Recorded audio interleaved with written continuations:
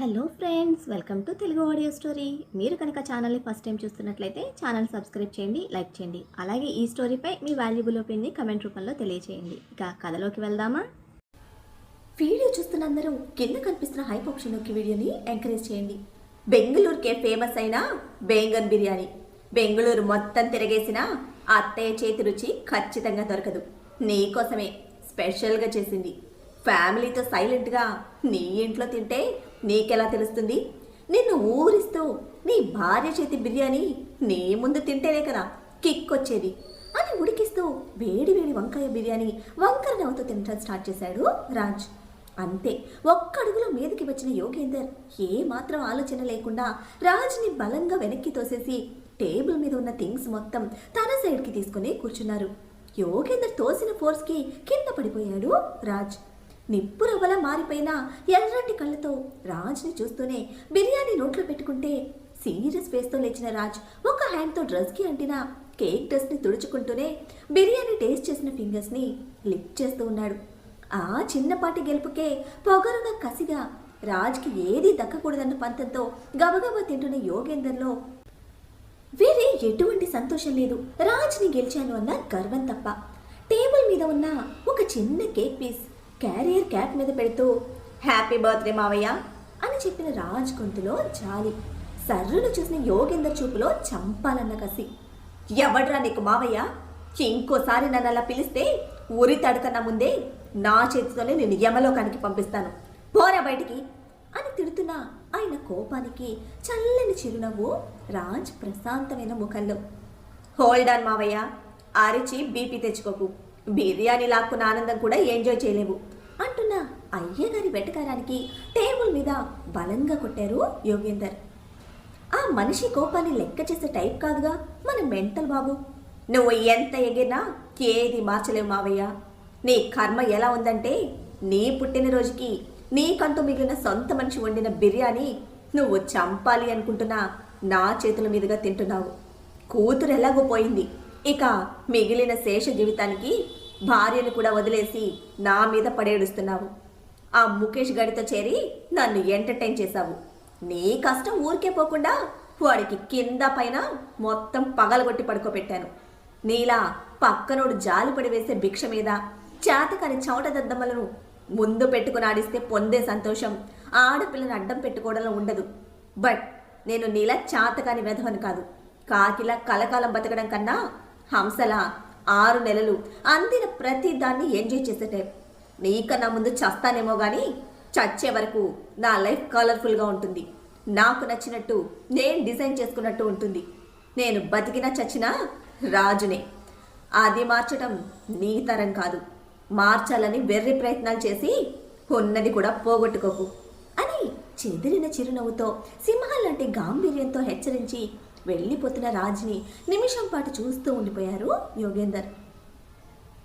రాజ్ వెళ్ళిపోయినా ఆయన కళ్ళు మాత్రం డోర్ స్టెప్ మీద నుంచి వదలటం లేదు. ఆ పొగరు, అహంకారం, చావు ముందు నిలబడ్డ చెదరని ఆ గాంభీర్యం. వీటికి ముచ్చట పడే కదా 3 సంవత్సరాలు వెంటపడి మరీ కూతుర్ని కట్టపెట్టింది. అదే నేను చేసిన తప్పు అని ప్రశ్నించుకుంటున్నా ఆయన గుండెల్ని రంపపు కొత్త పెడుతూ ఉంటే కన్నీళ్లు దారకట్టాయి. లోడలోడ గ్యాప్ లేకుండా వాగుతున్న క్యూటీ బేబీ స్టోరీ కళ్ళు పెద్దవి చేసి ఆదమరుపుతో వింటున్నారు మానస, జయదేవ్ ఇంకా సుజిత గారు. అభి ఒక్కడే పళ్ళు బిగించిన కోపంతో క్యూటీ బేబీ వాగుడికి బ్రేక్ వేయడానికి ట్రై చేస్తున్నాడు. బట్ రెడ్ వెల్వెట్ కేక్ మొత్తం లోడ్ చేసిన ఫుల్ ఎనర్జీని సంకోచించకుండా ఇన్వెస్ట్ చేసిన క్యూటీ బేబీని కంట్రోల్ చేయడం అభి వల్ల కావడం లేదు. లాయర్ సాబ్ని కలిసింది మొదలు మొత్తం స్టోరీ చెప్తూ ఉంటే కేక్ తినడానికి క్యూటీ బేబీ పడిన కష్టం వాళ్ళకి నవ్వు తెప్పిస్తోంది. క్యూటీ వచ్చే వరకు అక్కడున్న భారమైన నిశ్శబ్దం ఇప్పుడు కనిపించడం లేదు. బట్ స్క్రీన్ లేకుండా షో వేస్తూ అందరినీ నవ్విస్తూ తన పరువు ఎండ కడుతుంటే లాయర్ బాబుకి చెప్పలేనంత కష్టంగా ఉంది. సైలెంట్గా కంట్రోల్ చేయడం ఇక తన వల్ల కాక క్యూటీ ఇంకా చాలు నోర్మై అని నోరు తెరిచి సీరియస్గా గదిమాడు అభి. ఉలిక్కిపడి భయంగా అభిని చూస్తే వాడంతే, నువ్వు పట్టించుకోకు, తర్వాత ఏం జరిగిందో చెప్పు అని ఆసక్తిగా అడిగారు సుజిత. నెక్స్ట్ అన్నయ్యకి చెప్పాను అని చెప్పగానే నన్ను ఎత్తుకుని తీసుకొచ్చి ఇక్కడికి పట్టుకొచ్చేశాడు. నా రౌడీ బేబీ నన్ను భలే ఎత్తుకున్నాడు తెలుసా అని క్యూటీ బేబీ సిగ్గుపడుతూ కులుకుతూ ఉంటే అందరూ అభిని గుర్రగా చూశారు. ఇబ్బందిగా తల కొట్టుకొని, మీరు నమ్మద్దా ఆంటీ, అది నోరు తెరిస్తే ఒకటి ఫుడ్ తినాలి, లేదా ఇలా అందరి బ్రెయిన్ తినాలి. ఆ ఛాన్స్ దానికి ఇవ్వకుండా ఫాస్ట్గా రావాలనే అలా పట్టుకొచ్చాను అని కంగారుగా అభి ఇస్తున్న ఎక్స్ప్లెనేషన్కి, నువ్వు అలా నిజాలు చెప్పకూడదు అంటూ క్యూటీ మూతి బిగిస్తే మిగతా అందరూ నవ్వుతున్నారు. నీ పని తర్వాత చెప్తా అని క్యూటీ బేబీకి చూపుడు వెలుతో వార్నింగ్ ఇచ్చి హ్యాండ్ వాష్కి వెళ్ళిపోయాడు అభి. పెద్దమ్మ, నువ్వు ఇంటికి వెళ్ళే వరకు నాతోనే ఉంటావు కదా అంటూ మానసగాన్ని ఖర్చుకుపోయింది క్యూటీ. ఏ వాడు బెదిరిస్తున్నాడా అని సుజిత గారు అడిగితే అంటూ అటు ఇటు కొండపల్లి బొమ్మల తల కదుపుతూ అభిని చూస్తే హ్యాండ్ వాష్ చేసుకుంటున్నాడు, కానీ కళ్ళు మాత్రం సీరియస్గా క్యూటీ బేబీనే టార్గెట్ చేస్తున్నాయి. ఆ కోపానికి మానస్ గారి భుజానికి అతుక్కుపోయి రౌండ్గా చుట్టిన పెదవులతో ఒక ముద్దిచ్చి అందుకుగాను ఐబ్రోస్ రైజ్ చేసిన అభి కోపానికి టక్కున తల తిప్పేసింది క్యూటీ. మరో అరగంట కూర్చున్నారేమో అలాగే మాటలతో. టైం 3 అయింది అని అభి గుర్తు చేయడంతో చూశారు జయదేవ్. నలుగురు మధ్యలో ఉన్న సంతోషం చెదరక ముందే సెలవు తీసుకోవడం మంచిదని, ఏక బయలుదేరుతాను సుజిత అన్నారు నిలబడుతూ. వదిలి వెళ్ళాలని వాళ్ళకి లేదు, పంపాలని సుజిత గారికి లేదు. క్షణకాలం మళ్ళీ ఆవహించిన మౌనంలో ముఖాలు చూసుకుంటుంటే, నువ్వు నాతోరా అంటూ క్యూటీ హ్యాండ్ పట్టుకుని తీసుకువెళ్తున్న అభి గొంతుకి తేరుకొని బయటకు నడిచారు. అందరూ ఎందుకలా సైలెంట్ అయిపోయారు? అసలు ఆంటీ ఎవరో నేను పెద్దమని అడగడం మర్చిపోయాను అని వెనక్కి తిరిగి వాళ్ళని చూస్తూ క్యూటీ అడగడంతో, దేనికి బాడీ పెరిగింది కానీ బుర్ర పెరగలేదు, పరిచయం లేకుండానే పడి పడి కబుర్లు చెప్పింది అనుకుంటూ క్యూటీ బుర్ర మీద ఒక్కటి పీకి తనని చూశాక, విషిత మదర్ అని చెప్పేసరికి పెద్దవయ్యాయి తన కళ్ళు. ఆ ఎక్స్ప్రెషన్కి అనవసరంగా చెప్పానా అనుకునే లోపే విషిత ఎవరు అని మళ్ళీ అడిగిన క్యూటీ ఇన్నసెంట్ ఫేస్కి ఇక నవ్వకుండా ఉండలేకపోయాడు అభి. చెప్తాన్రా అని పూర్తిగా బయటకు తీసుకొచ్చేసరికి జీప్ని చూస్తూనే అప్పటి వరకు తల మీదకి చేరిన నిమ్మకాయలు డిప్పకాయలు గుర్తు తెచ్చుకున్న క్యూటీ బేబీ, నేను నీతో రాను, పెద్దమ్మతో వస్తాను అంటూ చేయి విడిపించుకొని అభి రెస్పాండ్ అయ్యే లోపే లోపలికి పరిగెత్తింది. వెళ్ళొస్తాము అని చెప్పలేని హెవీ ఫీల్తో డోర్ స్టెప్ దగ్గరే ఆగిపోయారు మానస జయదేవ్. వాళ్ళని ఇబ్బందిగా చూస్తూ సుజిత, పెద్దమ్మా అంటూ పరుగున వచ్చిన క్యూటీ బేబీ మానస గారి నడుము చుట్టేసి, రౌడీ లాయర్ కొడుతున్నాడు, నువ్వు నాతోనే ఉండు అని గారం పోతూ ఉంటే ముగ్గురు ఒకేసారి వెనకని పరుగు వస్తున్న అభిని సీరియస్ గా చూడడంతో ఆగిపోయాడు.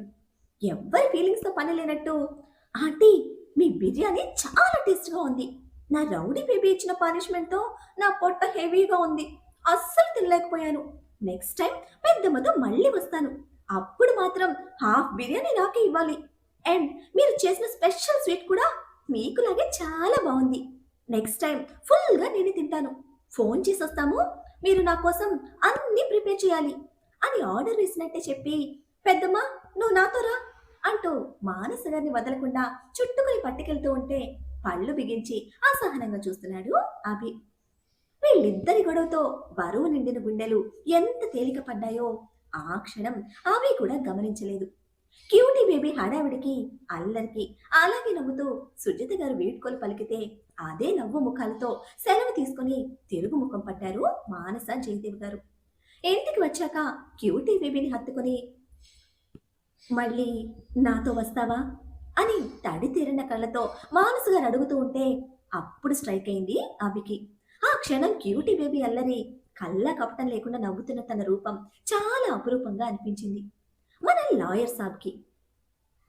తన ఆన్సర్ తెలిసినా మెరుస్తున్న కళ్ళతో రెప్ప వేయకుండా చూస్తున్నాడు. సహస్రం వచ్చేసరికి ఇల్లంతా సైలెంట్గా ఉంది. కిచెన్లో చూస్తే జియా కూడా కనిపించలేదు. డోర్స్ అన్ని ఓపెన్ చేసి ఎక్కడికి వెళ్ళాడు అని ప్రశ్నించుకుంటూనే ఫోన్ హ్యాండ్ బ్యాగ్ సోఫాలో పడేసి రాజ్ కోసం పైకి వెళ్ళిన హంసపాపకి రూమ్ ఎంటీగా కనిపించడంతో మళ్ళీ కిందకి వచ్చి ఇల్లంతా చూస్తూ వెనక్కి వెళ్ళింది. బాస్కెట్బాల్ కోర్ట్, స్విమ్మింగ్ పూల్ కి మధ్యలోని ఖాళీ ప్లేస్ లో మొక్కలు పెడుతున్నాడు బాబు జియా హెల్ప్ చేస్తూ ఉంటే. మిన్ను విరిగి మీద పడ్డా తన డెసిషన్ మార్చుకుని మెంటల్ మోనార్ మొక్కలు పెడుతున్నాడా అని క్షణం తన కళ్ళ ముందు కనిపిస్తున్న దృశ్యం నిజమా కాదా అన్నట్టు చుట్టూ చూసి అది నిజమే అనిపిస్తున్నా రెండు చేతి మీద గిల్లుకొని అది నిజమని కన్ఫర్మ్ చేసుకున్న హంసపాప నెమ్మదిగా ఒక్కో అడుగు రాజ్ దగ్గరికి వేస్తుంది. హంసపాప ఆశ్చర్యాన్ని అడుగు దూరం నుంచి అబ్జర్వ్ చేసిన రాజ్ అంతొద్దు, స్ట్రాంగ్ కాఫీ పట్టుకునిరా అని బేస్ వాయిస్ తో ఆర్డర్ వేయడమే. ఏమైంది నీకు అంటూ ఇంకా వదలని ఆశ్చర్యంతో హ్యాండ్ ఫోల్డ్ చేసుకుని చూస్తూ ఉంటే చురుగ్గా ఓ చూపు చూశాడు. ఇక మళ్ళీ ప్రశ్నించలేదు సహస్ర. మెస్మరైజింగ్ ఫీల్ తో క్షణకాలం అయ్యగారి ఫీలింగ్ అబ్జర్వ్ చేసి కాఫీ తేవడానికి వెళ్లి వాళ్ళిద్దరితో పాటు జియాకి కూడా కాఫీ తీసుకుని వచ్చిన సహస్రకు వర్కర్స్ కనిపించి మళ్ళీ షాక్ తో నిలబడింది. స్విమ్మింగ్ పూల్ కి మరో సైడ్ చక్కకి తాళ్లు కట్టిన ఉయ్యాలకి ఆపోజిట్ సైడ్ పడుకునే అంత పెద్ద ఉయ్యాల ఫిక్స్ చేస్తున్నారు.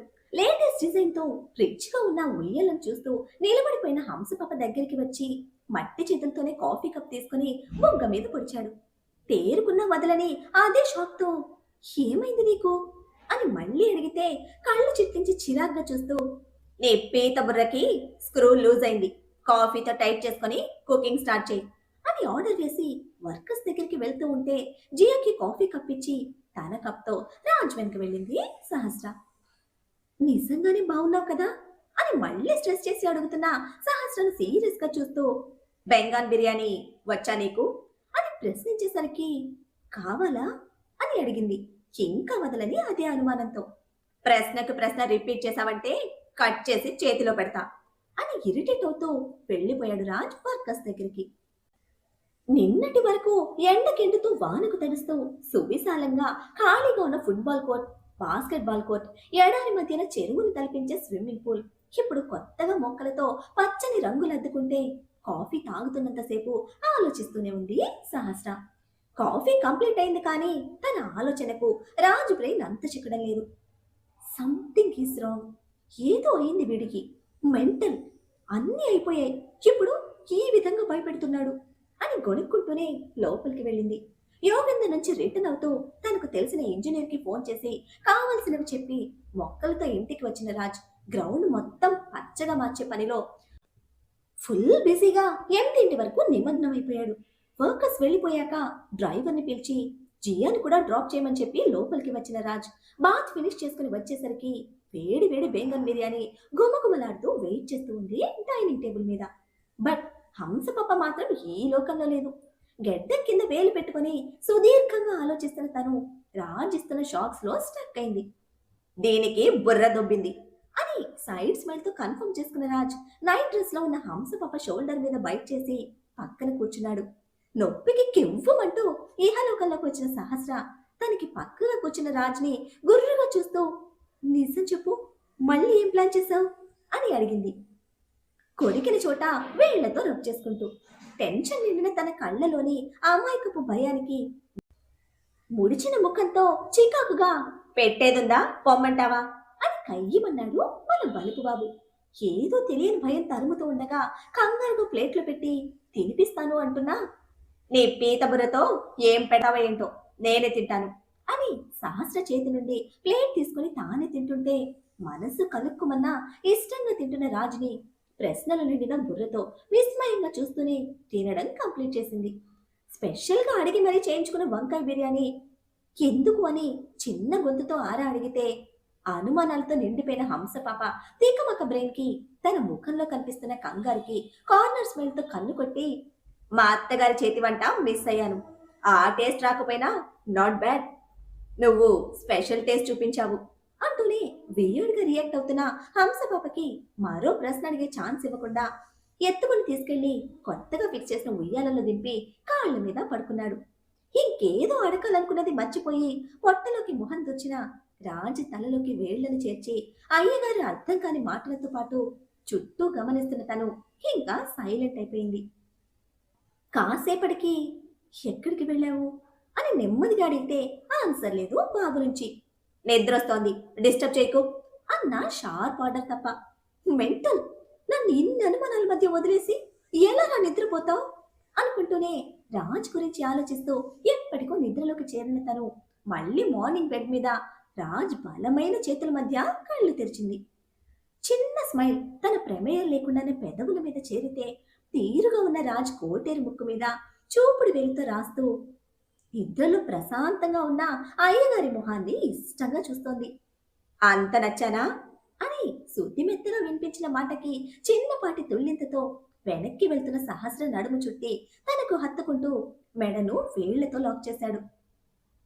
నిద్రపోవడం లేదా అని అడిగింది రాత్రి నుంచి వెంటాడుతున్న అదే విస్మయాన్ని కళ్ళలో మెరిపిస్తూ. నీ పిచ్చికి నన్ను గోకి మంచి నిద్రను డిస్టర్బ్ చేశావు అని నిద్ర గొంతుతో చిలిపిగా కవ్విస్తూ ఉంటే వదులు, కాఫీ తీస్తాను అంది అలకమూతితో. ఎంత ముద్దుగా చెప్తే వదలటం కష్టమే అంటూ ముడుచుకొని ఊరిస్తున్న పెదవులు అందుకోవడానికి ట్రై చేస్తూ ఉంటే ఫోర్స్ గా వెనక్కి వెళ్తూ, రాత్రి నుంచి నీ ఇష్టానికి ఏడిపిస్తున్నావు, ఇప్పుడు కూల్ చేయాలని చూస్తే కొడతా అంటూ వాదులాటకి దిగితే, ఏది కొట్టవే అంటూ మీదకి వచ్చిన రాజు నుంచి తప్పించుకోవడానికి వేగంగా బెడ్ దిగుతున్న హంసపాప నైట్ డ్రెస్ రాజ్ చేతిలో బలంగా బందీ అవ్వడంతో రెండు ముక్కలై ఒకటి బెడ్ మీద, రెండోది ఫ్లోర్ మీద పడింది. ఎదకు చేతులు క్రాస్ గా వేసుకొని, మెంటల్ ఏంట్రా ఇది అని గయ్యమంటే దొండపండులా క్షణంలో ఎరుపెక్కిన ముక్కుకి కస్సుమంటున్న కళ్ళలోని కోపానికి నెమ్మదిగా వెనక నుంచి హత్తుకున్నాడు రాజ్. సున్నితంగా ఎదను దాచుకున్న తన రెండు చేతులను కవర్ చేస్తూ ఎంగిలి ముద్దులద్ది, ఎర్లీ మార్నింగ్ రొమాన్స్ మిస్ చేస్తే ఇలాగే ఉంటుంది, నైట్ మిస్ చేసింది ఇచ్చేసి వెళ్ళు అంటున్న అయ్యగారి హృదయ స్పందన తను వెన్ను మీద తెలుస్తూ ఉంటే తడి పెదవులతో ఎంగిలి రాస్తూ, ప్లీజ్ అని రిక్వెస్ట్ చేస్తున్న బాబు గొంతులోని ఇంట్రెస్ట్ ఫీలింగ్ కి ఇక విడిపించుకోవాలి అనిపించలేదు. ముందుకు తిరిగి అయ్యగారి నడుము చుట్టేసి అతని దృఢమైన ఛాతీలోకి తనను దాచుకుంటున్న హంసపాపని మొత్తంగా తనలోకి హత్తుకుని బెడ్ మీదకి తీసుకెళ్లాడు. 2 days కి బ్యాక్ యార్డ్ మొత్తం గ్రీన్ ల్యాండ్స్కేపింగ్ తో పచ్చగా మారిపోయి సహస్రకు సంతోషాలతో పాటు భయాన్ని కూడా పెంచేశాయి. మరి సహస్రలోని సంతోషాలకి రాజ్ కారణమైతే తన భయానికి వెనుకున్న కారణం ఏంటి?